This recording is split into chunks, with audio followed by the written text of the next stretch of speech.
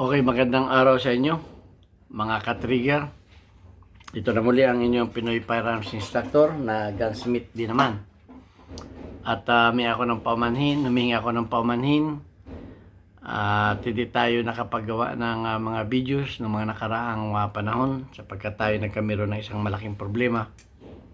Una, yung ating verification pin ng AdSense ay hindi nakakarating, kaya nag-change ako ng address. Hindi nakakarating sa aking bayan sa Pinamalayan Oriental, Mindoro, kaya nag-change ako sa Manila. At awa ng Diyos ay nakarating naman at naayos ko rin. Pangalawa ay malungkot na balita. Nagkasakit yung aking anak ng cancer, yung panganay kong anak. At siya ay sumakabilang buhay, no? Ako ay nakabakasyon sa Pilipinas. Kaya bumalik na ako dito sa Kuwait para magpatuloy ang aking trabaho dito sa Mayadin Shooting Range. At ngayon ay nagtatrabaho na muli ako dito sa aming kumpanya. At bagaman mabigat ang naging problema natin, ay life must go on, sabi nga. So, ang aking topic ngayon ay isang katanungan ni Phil Patulilik. Pero bago ako magpatuloy ay gusto ko nang batiin ng happy birthday si Sia, anak ng aking pamangkin. Si Sia Alamag. Shout out sa iyong Papa Dondon, Manuel Alamag Jr. at kay Manilin, ang kanyang magandang may bahay. Shout out sa inyo. Happy birthday, Sia. Okay? Ngayon ay sagutin natin ang katanungan ni Phil Patulilik.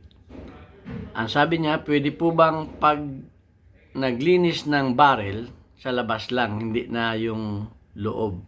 Hindi, kasi ako marunong magbaklas. So, may video naman ako nung paglilinis ng barrel. Pero hindi ko nagawa yung paglilinis ng loob ng barrel ng hindi na binabaklas. Pwede po natin linisin yan kahit hindi na binabaklas. So, ang kailangan lamang natin ay itong nylon brass. Hindi ako pwede rin yung metal brass kung talagang masobrang dumi, pero hindi ako nun kasi madaling makasira ng groove yun kung palagi natin ginagamit.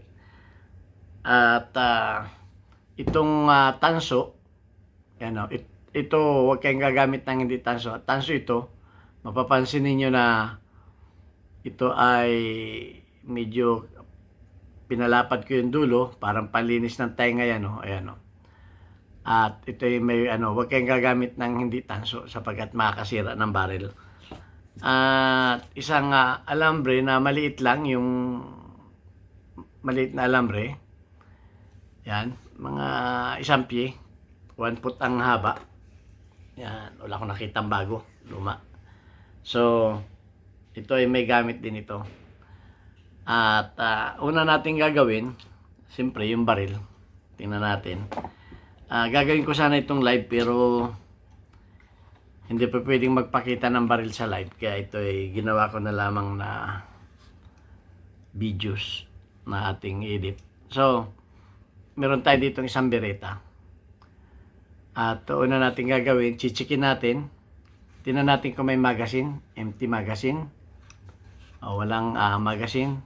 Siguraduhin natin walang magazine. At i-check natin. I-open natin ang open bolt natin para makita natin na walang chamber load. So, ganun lang. So, kung pumuputok kayo ng reload, yung lead ay kumakapit dito kung sisilipin ninyo, kumakapit, may makikita kayong residue dito sa loob. So, pag sinisilip yan, siguraduhin lang ninyo na ginagawa ko dyan, nilalagyan ko na ito ng isang basahan dito. Yan. Para tungunan natin. Para yung dumi ay hindi na pumasok dito sa loob, ay lalagyan na natin ng pinakang harang na basahan. Yan. Harangan na natin dyan. Ganyan. Pwede ang tissue. Yan. Harangan na natin para kung may malaglag na dumi, hindi na papasok doon sa loob. So, yan. So, kung may mga, pag sinilip ninyo ang barrel at may makikita kayong residue sa loob. So, ito, ang ginagawa ko dito, kasi kung minsan hindi natatanggal ng ano yun, eh, ginaganong ko. Yan, makikita naman ninyo sa loob yan. Close. Makikita ninyo sa loob, yan, kung may mga tingga na nakadikit yan, ginaganyan. Pero, inuulit ko ha, tanso ang gagamitin ninyo. Ito ay welding rod na tanso, makakabili kayo nito sa hardware. Yan o.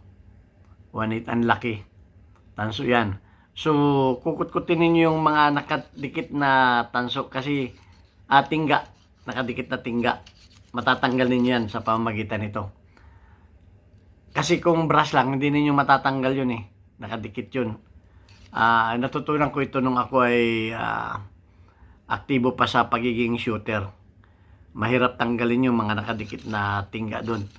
So, pagka lumalabang kami ng competition, pagkakaisang stage, nililinis namin ng barrel para sisiguraduhin na next stage na pumutok ka, eh hindi ka magja-jam at hindi maano yung putok mo. Hindi ka maantala sa yung putok kung magja-jam ka. So, ganun lang. Pagkatapos mong matanggal na yung mga tingga, gaganon-ganon yung paikot, hanggang sa mawala na yung mga tingga na nakadikit sa barrel. Ito, importante ito. Eh, ang gagawin naman natin, gagamitan naman natin ng brush. So, itong brush, inisprayan ko lang siya ng WD-40. Ganyan. Babasahin ko lang siya ng WD-40. Pagkatapos, ay babrasin ko siya. Yan, gaganyan ko lang pabalik-balik. So, hindi na kinakailangan baklasin pa. Kita ninyo may basahan doon para yung dumi hindi na pumasok doon. Okay? I-ano lang ninyo, slide lock. I-ano lang ninyo yung slide stop. Yan. Slide stop lang ninyo, open bolt. So, anuhin lang ninyo ganyan. Yan, pabalik-balik yan. Hanggang sa mawala yung mga agyo niya. Yan, pabalik-balik. Kung po pwedeng paulit-ulit ninyong anuhin hanggang sa yan, ganyan lang. Pagkatapos niyan ay ito na. Kaya kailangan tuyuin natin yung ano. Meron ding mga ganito na basahan na ganito pantuyo. Pero kung yun ay nagamit na ninyo, mahirap ng ano. Itong alambre na to, papantayin lang ninyo yung dulo. Pagkatapos ay gaganunin ninyo, magkakameron kayo ng parang butas ng karayom dun. Yan. Pagkatapos ay pipilipitin ninyo siya. Yan, pilipitin ninyo.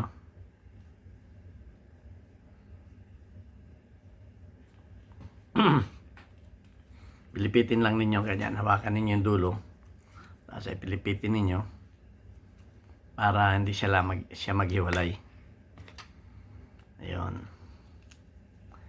Madali lang itong gawin. So, napaka-importante ito sa mga baguhan, ng mga beginners, na lilinisin lagi ninyo yung barrel pagkatapos ninyo pumutok. Ang tawag dito, iswab lang ninyo. Swab, yan. Pagkatapos ninyo maganyan, ayan na, magkakameron kayo ng parang palilitin ninyo itong butas palilitin ninyo para yung eksaktong hindi sasayad sa loob ng barrel. Pagkatapos ay kukuha kayo ng isang malinis na basahan, isa nito, at kayo ay gugupit ng hindi naman gaano kalakihan. Okay? Yan. Isang ganito at isusuot ninyo dito. Pinili kong mahaba kasi itatrial natin yung laki ng basahan. Yan, ganyan.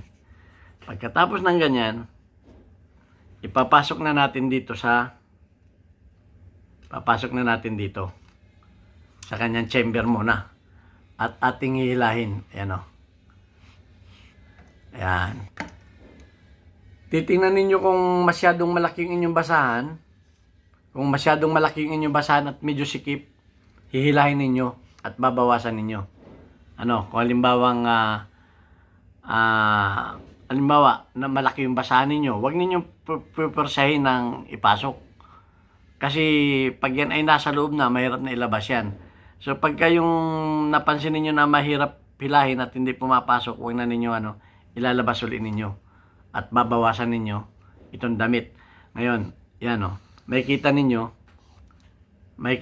yung dumi ay kakapit dun sa ayan kita ninyo yung dumi. Ayan, yung itim na yan. May itim. Ayan, kumapit na. Hindi masyadong madumi yung barrel niya. Pero makikita ninyo, umitim yung bandang dulo niya. So, ganun lang. At kung napansin naman ninyo na masyadong maluwag, magdagdag kayo ng konti. Pwede ninyong doblehin. Yan. Magdadagdag kayo ng konti kung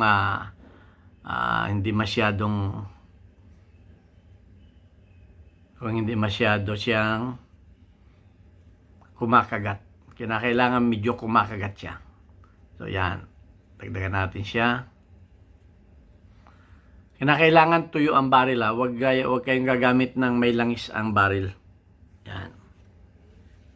Ngayon, papasok ulit natin ganyan. At saka natin hilahin. Titingnan natin kung masikip, masyado. Pakiramdaman natin. Ayun, okay lang. Ito ang kasarapan. Medyo lumalaban siya. Yun, kita ninyo maitim na yung So, ganun lang. At mapapansin ninyo na makintab na yung napakakintab na ng loob ng baril. Ayun. Ganun lang ang paglilinis. Cotton lang ang gagamitin ninyo. So, Phil Patulilik, palagay ko nasagot ko yung iyong katanungan, ang iyong problema ay nabigyan natin ng solusyon. Ganun lang gagawin ninyo. At kung marumi naman ito, kung gusto ninyong linisan yan, pwede ninyong gamitan ng toothbrush na gamit na. Yan, pwede ninyong linisan yan ng toothbrush. Pwede ninyong linisan ng toothbrush yan. At saka ninyo tutuyuin. Yan, tutuyuin ninyo yan. Ganyan. Okay. So, ang problema lamang naman ni Phil Patulilik ay yung paglilinis na loob ng baril. Kaya lang ang sasagutin natin. So, ayan lang.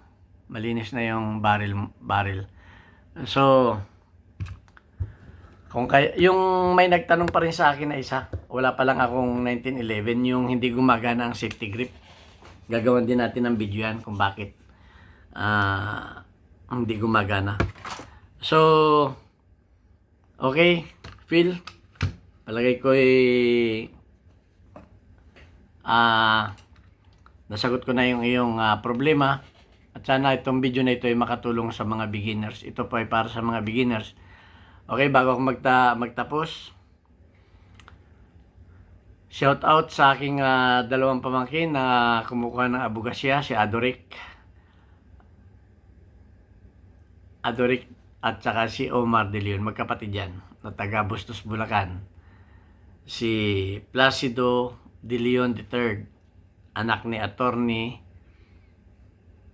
Placido De Leon Jr., abogado ng taga Bustos, Bulacan, ang aking bayaw, at ang aking kapatid na si Dr. Marilyn Pilorin De Leon. Maraming salamat sa inyo at pagpalain tayo ng Panginoon. Okay?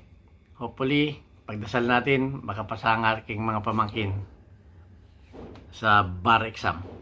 Okay? At hanggang dito na lang, nagtatapos ang ating video, maiksing video. Sana ito ay makatulong sa ating mga gun lover na hindi ganong marunong sa baril. yung mga magagaling dyan, wag na kayong magmambas. Ito para lang sa hindi magagaling na tulad ko. Okay? At yung mga iba pang katanungan ninyo ay pipilitin nating masagot, mabigyan ng solusyon. At sana magtuloy-tuloy na itong ating paggawa ng video. Maraming salamat sa inyo. Hanggang sa muli. Abangan ninyo ang aking mga videos na gagawin at mga live. Hindi ako pwedeng mag-live. Disclaimer po sa mga nagtatanong bakit hindi daw pwedeng mag-live ng may hawak na baril. Hindi po pwedeng ipakita sa live. Yan po ay nasa guidelines, safety guidelines ng YouTube. Hindi po pwede tayong magpakita ng baril sa live. So, hanggang sa muli, ito ang inyong Pinoy Firearms Instructor na gunsmith din naman. Mabuhay po tayong lahat. Maraming salamat.